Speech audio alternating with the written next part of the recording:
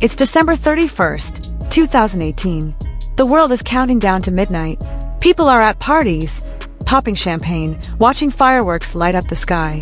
And somewhere, quietly, almost without warning, a 23-year-old from Busan, South Korea hits upload on a song he spent 7 months hiding from almost everyone on the planet. No press release, no announcement campaign, no teaser posters, no countdown timer, no industry rollout. Just a song, dropped on SoundCloud, for free, in the middle of the biggest party night of the year. And within minutes, not hours, not days, minutes, the servers were already struggling to keep up. By the time the sun came up on January 1st, 2019, Jimin of BTS had done something that nobody in the music industry saw coming. He had just broken one of the most talked about streaming records in recent history, a record that belonged to Drake. And he did it on New Year's Eve, with a free upload, with zero promotion, with a song most of the world didn't even know existed until they were already listening to it. This is that story, and trust me, it's wilder than you think. Okay, before we get into Jimin, we need to go back to May 2018, because that's when this whole story actually starts. And it starts with one of the most chaotic beef moments in hip-hop history. Drake and Pusha T had been going at each other for years. Cold War, passive-aggressive shots, the whole thing. But in May 2018, it exploded. Pusha T dropped The Story of Audidon, one of the most devastating diss tracks in rap history, and Drake had to respond. Fast. He went straight to SoundCloud, no label clearing, no studio rollout, just raw reaction energy. He dropped Duppy Freestyle, and the internet absolutely lost it. The hype was insane. Every hip-hop outlet was covering it. Every Twitter account was dissecting it. Every streaming platform was lighting up. And when SoundCloud ran the final numbers on day one, 4.9 million streams in 24 hours. A new record, the biggest single-day debut in SoundCloud history at that point. Drake was untouchable. Now think about that number, 4.9 million, in 24 hours.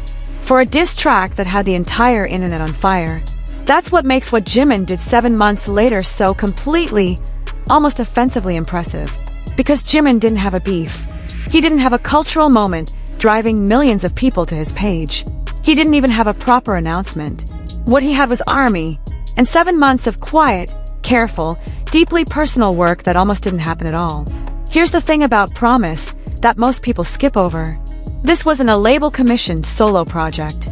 This wasn't a calculated move by Big Hit to push Jimin into the spotlight ahead of a comeback. This was Jimin, personally, voluntarily on his own time, deciding he wanted to give something to the fans at the end of the year. He started working on it in secret. The song went through version after version. He co-wrote it with RM, worked closely with producer Slow Rabbit, the same guy behind some of BTS's most emotionally resonant tracks, and kept tweaking it, kept refining it, kept asking himself whether it was actually ready. 7 months. That's how long this song was in the making before anyone outside of a very tight circle even knew it existed. And even up until the last moment, there were doubts. Not about the quality, but about the timing, about whether releasing it made sense, about whether putting something this personal out into the world was the right call. Jimin talked about this later. He said he made a promise to the fans. That was the whole emotional core of the song. And that releasing it felt like honoring that promise. It was never about charts. It was never about streaming numbers. It was a gift, which makes what happened next even more remarkable. December 30th, 2018. Jimin announces the song is dropping the next day.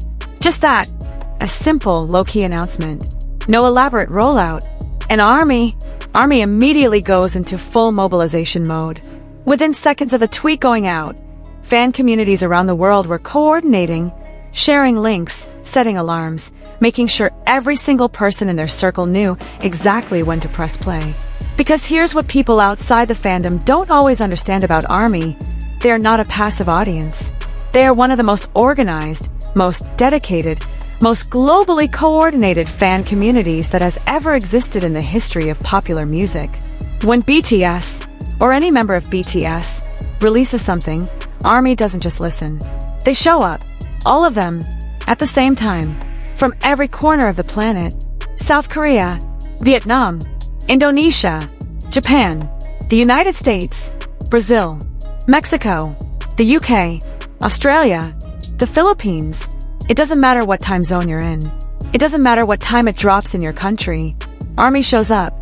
And on December 31st, 2018, at midnight KST, they showed up harder than they ever had before for a solo release. The song hit SoundCloud, and within literal minutes it had accumulated over 1 million streams. Not thousands, not hundreds of thousands, 1 million. In minutes. SoundCloud, a platform that has hosted some of the biggest moments in music history, had never seen traffic spike like that for a single track from a single artist in real time. And it didn't slow down. It kept climbing, hour after hour, through midnight celebrations and into the new year, through time zone after time zone, waking up and pressing play for the first time. The streams just kept stacking. When the 24-hour window closed, SoundCloud pulled the numbers and shared them with Forbes. 8.5 million streams. 8.5 million. In one day, for a free song. On New Year's Eve, Drake's record, the record set by one of the biggest rappers alive in the middle of one of the most viral hip-hop moments of 2018, had just been nearly doubled by a K-pop idol, with a soft, gentle, piano-driven love song he wrote for his fans. Let that sit for a second. Forbes covered it immediately. Billboard covered it. Complex covered it. MTV News ran a segment on it. That's literally what you see in the clip that's been circulating, with the anchor saying BTS is continuing to write records on the screen behind him. Outlets that had never dedicated serious coverage to K-pop were suddenly scrambling to explain who Jimin was and why a song on SoundCloud was breaking the internet. The New York Times music section selected Promise as one of 10 notable new songs of the week. Their description? A fine mystic guitar pop that sounds tender and sweet. That's the New York Times, not a K-pop blog, not a fan site, calling a BTS member's self-written solo track one of the best songs released that week. And Jimmy Fallon personally praised the song publicly. Let that timeline sink in. Jimin released a free SoundCloud track with no marketing budget, no label push, no industry rollout. And within days he had coverage from Forbes, Billboard, the New York Times, and a shout-out from one of the biggest late-night hosts in America. That's not a streaming record. That's a cultural moment. Now here's where it gets even more wild. Because the 24-hour record is impressive, obviously. But the story of Promise on SoundCloud didn't end on January 1st. It was just getting started. In the first 5 days alone, 5 days, the song had accumulated over 16 million plays. To put that in perspective, Drake's Duppy Freestyle, which had the full weight of a viral hip-hop beef moment behind it, took 7 months to reach 17 million streams on the same platform. Jimin's Promise matched that in less than 2 weeks, without a beef, without a cultural controversy, without anything except the song itself and the people who loved it. By February 2019, Promise had surpassed 100 million streams on SoundCloud, making it the most streamed song by any Korean artist in the history of the platform at that point. By January 2020, it had crossed 200 million. By October 2020, it was sitting at 250 million streams and ranked as the second most streamed song of all time on SoundCloud. Not the second most streamed K-pop song. The second most streamed song. Period. In the entire history of the platform. And it also held the record for the most liked song in SoundCloud history. People weren't just streaming it. They were saving it, coming back to it, adding it to playlists they'd listen to on repeat. Promise wasn't a viral moment that faded in a week. It became a permanent fixture. A song people returned to. SoundCloud themselves gave it an official recognition. Buzziest drop of 2019. Not buzziest K-pop drop. Not buzziest international drop. Just buzziest drop of the entire year. On a platform that hosts millions of artists across every genre imaginable. But okay, let's zoom out. Because the real question, the question that the headline asks, is why? Why did this happen?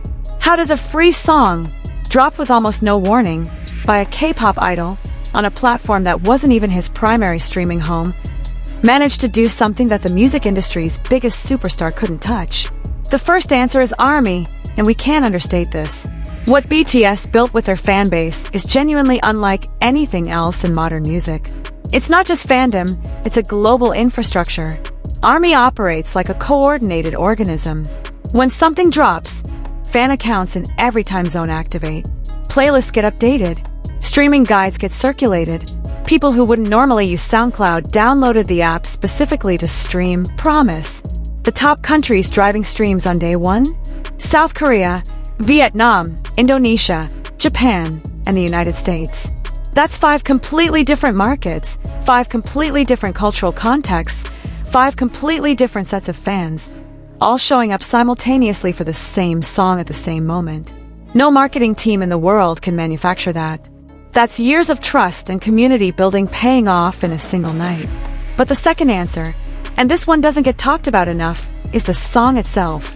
Because if Promise was a mediocre track, ARMY would have streamed it and it still would have done impressive numbers just by volume. But it wouldn't have held. It wouldn't have crossed 200 million. It wouldn't have been on the New York Times list. It wouldn't have had Jimmy Fallon praising it.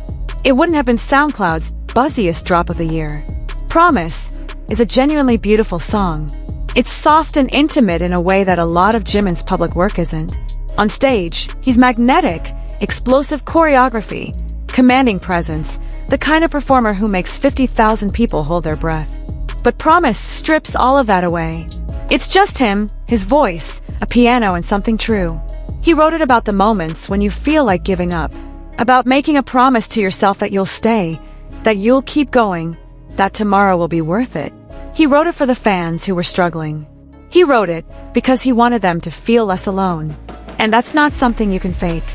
Listeners know. You can tell when an artist is speaking from somewhere real, and Promise came from somewhere deeply, unmistakably real. The song reached people who had never listened to BTS. It reached people who didn't know who Jimin was. Because the emotion in it is universal. Pain is universal. The need to hear "I'll be okay, I promise," that's universal. The third answer is the context of BTS in late 2018. By December of that year, BTS was the biggest thing in music. Not the biggest K-pop group, the biggest music act on the planet by several key metrics.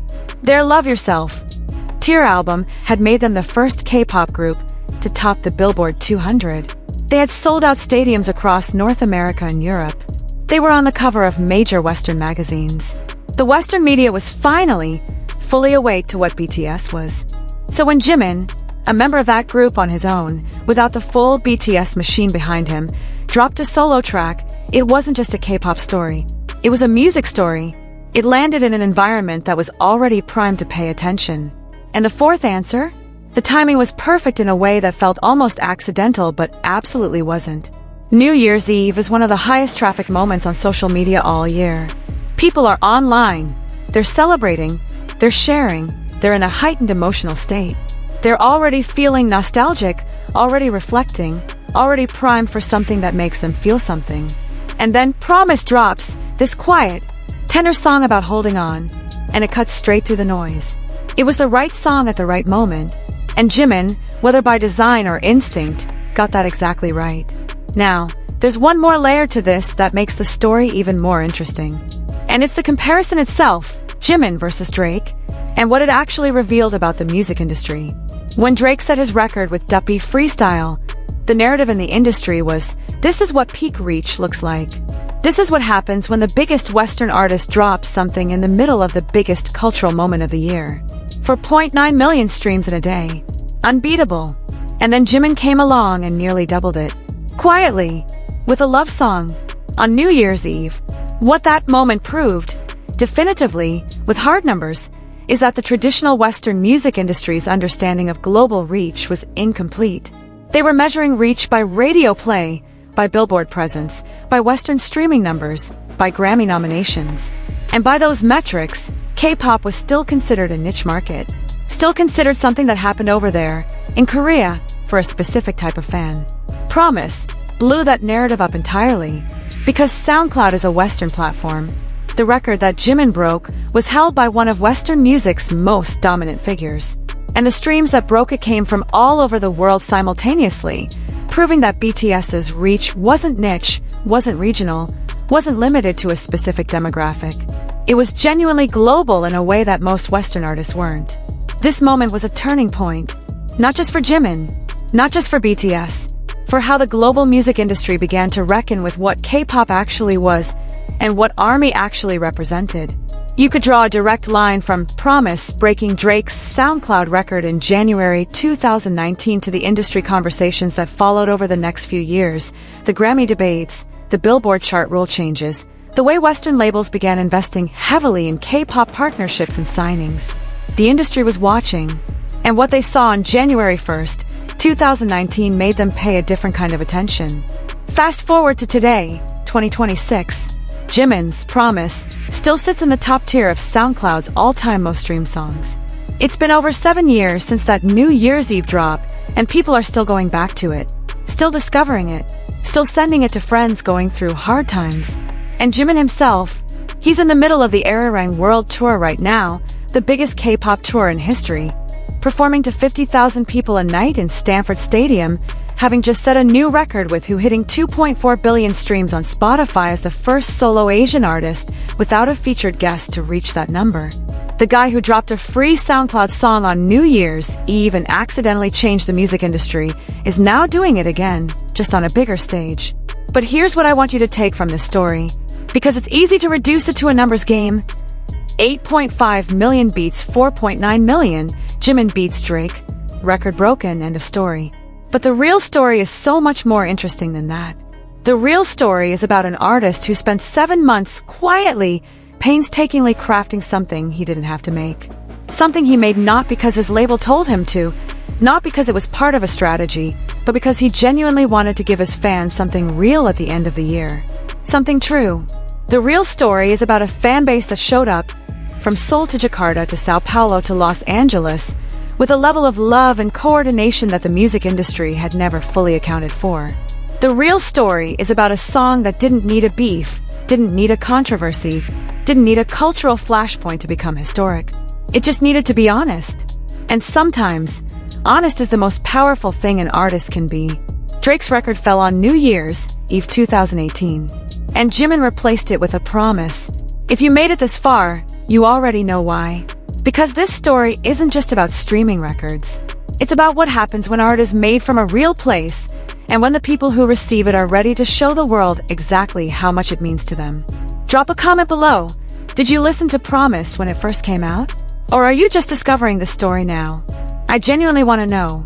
And if you haven't heard the song yet, go listen to it after this. I promise you won't regret it. See you in the next one.